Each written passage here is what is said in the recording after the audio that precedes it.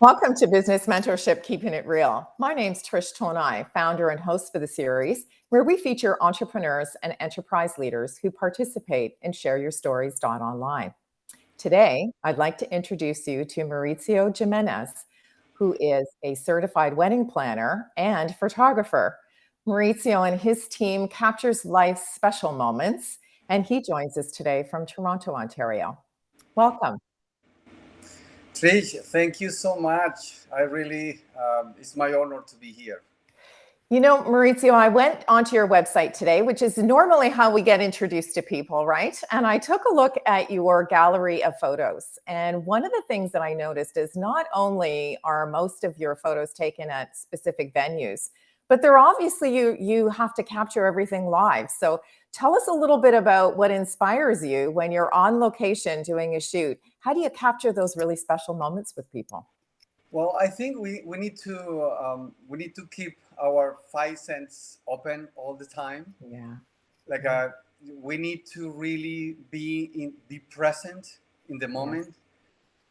We have like four eyes instead of two. Yeah. So that's why we are able to capture a really precious and unique moments in people's Right. lives.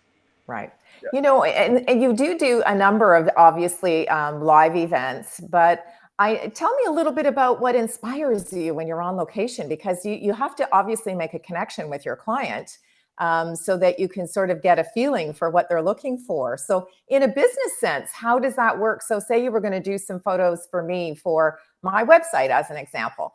How would you sort of try to capture a little bit about my personality? Yeah, definitely.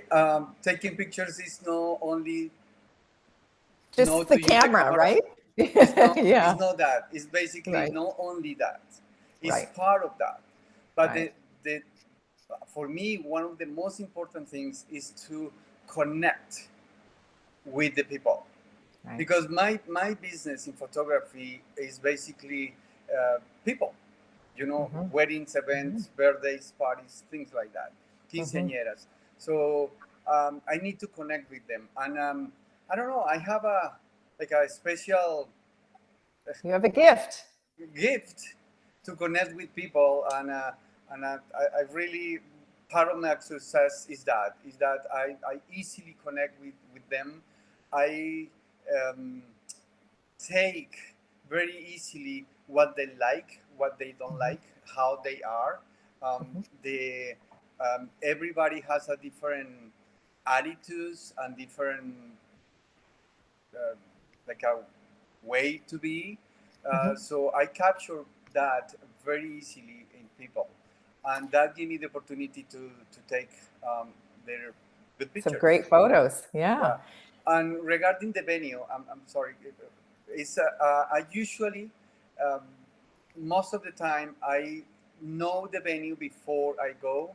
Hmm. I know most of the venues in the GTA, Hmm. and so for me it's very easy when I know the venue, go to that part where I know it's going to be a nice background or nice lighting or something like that. Right. Now, when I read your story, I noticed that you have a background in the visual arts. So you spent part of your life as an architect, and then you transitioned from sort of the visual part of doing buildings and so on into photography. And I noticed on your website that you do photographs for real estate. So tell me a little bit about, because that's very different from people. We're going from people to places. So tell me a little bit about what got you interested in doing photos for real estate. Yeah, definitely the architecture part of my life, I have it inside my Hmm. heart. I changed career when I came to Canada. Hmm. Basically, when I came to Canada, I started working in architecture company, but it was 9 to 5 work. Right. So I am a very independent person. I have a little bit of trouble with bosses, so That's a good thing when you're self-employed. exactly. So I say, you know what, I'm going to do something I'm going to be um, independent. I was in Colombia as an architect, independent, so I never have working for a boss, for a company. Mhm. So I decided to change my career to photography, and Mhm. so my architecture is here. And actually, I just before we start, I mentioned to you that I love real estate a Mhm. lot. That I Mhm. become a licensed real estate. Isn't that fantastic? Now, one of the things that, I'm sure our viewing and listening audience, we see this drone photography, and I think that's a whole new sort of area of your life that you've probably brought into your business. So tell us a little bit about the difference between drone photography and the traditional camera. Well, the drone gives us a completely aerial perspective of Hmm. things. It's Hmm. completely different to take a picture in front of you than Hmm. like a 90 meters up Above. Yeah. above Yeah. you. It's Yeah. completely different. It's Hmm. amazing how we capture. The technology in drones have been amazing. Is every year, every 3 4 months is a new equipment, new things. I I am a very passionate about uh, just new equipment, like drones. I start drones since basically they start like a, I don't know, 8 years ago, something like that. Wow. It was a big massive drones and very difficult to manage and all that. Today they are so easy. The quality of the pictures and the images are 4K that are amazing. Hmm. There are Zoom. It's a lot of things, and they give us a really a new perspective of how the things we how we view the things. Right. So Right. love For them. I sure. love them. Now, I would think that drone photography would be really great for special events, because if you're going to be doing, something in a band shell, as an example, with taking a live band, or, we're all doing outdoor events now, to try to make sure that we can increase the numbers for our gatherings. So is drone photography helpful in those particular situations? I'm going to picture you something in a winery, for example, Right. in Niagara of the Lake. Hmm. You see the bride with her dad Hmm. walking through the place where are going to see where is going to see the ceremony, what is going to Right. be the ceremony. Right. Imagine the drone taking that path, the Wow. you know, that is completely amazing Yeah. how we can do those kind of videos and shots uh, Right. with the drone. Definitely, yes, it's for outdoor events.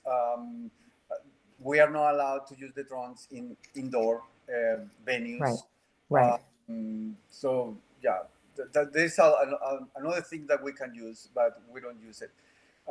But basically, it's for outdoor things. For Or outdoor events. or another picture for you guys is, just imagine the couple leaving the church, Uh-huh. walking down the stairs, and you take that image Yeah, yeah, from the air. yeah, So would be it's amazing. amazing. It's completely another, completely different feeling Yeah. about memories. So one of the things that, some of us have, got married many, many years ago, and there was the fad or the trend then was to have, wedding videos, and, they were even on, those crazy beta, track things. And now we've gone to CD, and, now we can do all these kinds of things on computer. So in addition to photography, are brides actually looking for the video experience? And if so, I'm assuming that they're pretty short little snippets that they want to use on social media now. Yes, yeah, like 80% of the couples that I shoot, they ask for the video, and Really? so I have in my company 4 people that we the video for us. We are 8 people in total, and yes, usually deliver 2 videos. One long, when they Hmm. have time to see it every year or every 10 years Right. is up to them. They Right. can see it like a 45 minutes, 50 minutes, 1 hour long video for the whole day. Right. But we deliver like a 4 or 5 minute video that people share in social media, in Instagram, Facebook, and even in a meeting, a social meeting, they put the video in their cell phones and Yeah, for sure. Now, one of the things you just mentioned is that you have a team, that you have 8 people. So I know that you decided to be self-employed because, that takes a certain sort of skill. So what types of folks do you find make for great employees as part of your organization? it's a little bit difficult. It's a challenge. Yeah. But I've been doing this for 12 years, so I have Mhm. a system that works. Ah, So okay. so people that are willing to use and follow that system that are the best for me. Yeah. That's so true. I love that you've mentioned that you have a process in your business because, for those folks who are listening and watching us today, we all do different things in life, whatever our business may be. And I think the things that makes us really successful is having a process that people can follow so that when we're not there as the owner operator or the president or CEO of our company, that our team has the confidence to execute the product or service that we provide. So that's a That, really excellent point. that's exactly what I do when I select the people that work with me. Definitely, there is a lot of more things like the attitude. Sure, for I am sure. I am very very very positive people, so I don't definitely don't hire negative people in my team, Right, right. and they are very skilled in their in video photography. For So sure. yeah, so that's the way that I found it. It's a process as well because for my company have passed a lot of photographers and a lot of videographers, but Sure. I stick with a very nice team that I love them since probably 5 years ago. They are Wow. the same, so I really love them, and they are part of my success.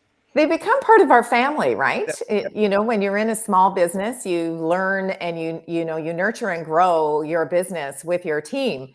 And when those sorts of people have been with you for 5 years, I'm sure they make some great contributions and suggestions for your yeah, success. and I'm very confident. I can go for vacation to Colombia, and they can do 2 3 weddings for me, and it's not a problem. That's great. I they are doing a fantastic job. That's wonderful. That's really great.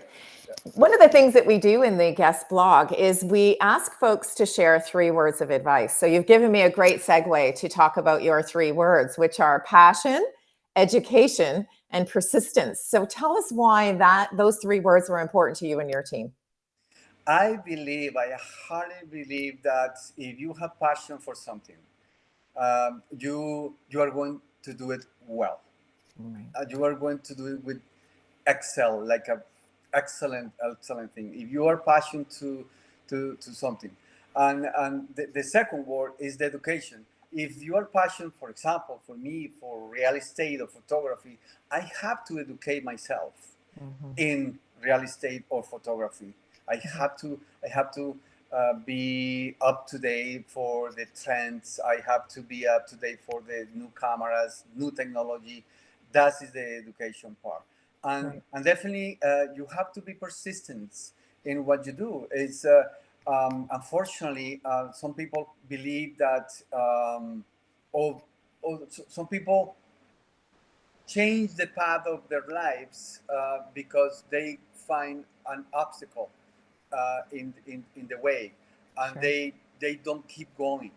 Mhm. But obstacles are part of our lives, Mhm. and we need to just overpass them, and that's it. Keep going. So that's why persistence is a I persist wherever I start, and I'm very obsessive to get the good result, the Right. excellent result. Not Right. good. I looking always for the excellence. Well, I want to thank you, Maurizio, for spending some time with us because, I think that you've opened our eyes to, opportunities. Life presents us with opportunities, and we have to turn those opportunities into success. And I think that you and your team have done a really wonderful job of segueing from various different types of photography so that you're able to connect with your audience in a really unique way. So thank you so much for spending some time with me today. It's my pleasure, Trish. Thank you very much. My pleasure. To our viewing and listening audience, I'd like to thank you for joining me in this segment of Business Mentorship Keeping It Real. And if you're an entrepreneur and you would like to share your story, please visit our website, shareyourstories.online. And we look forward to meeting you in the near future. Thank you so much.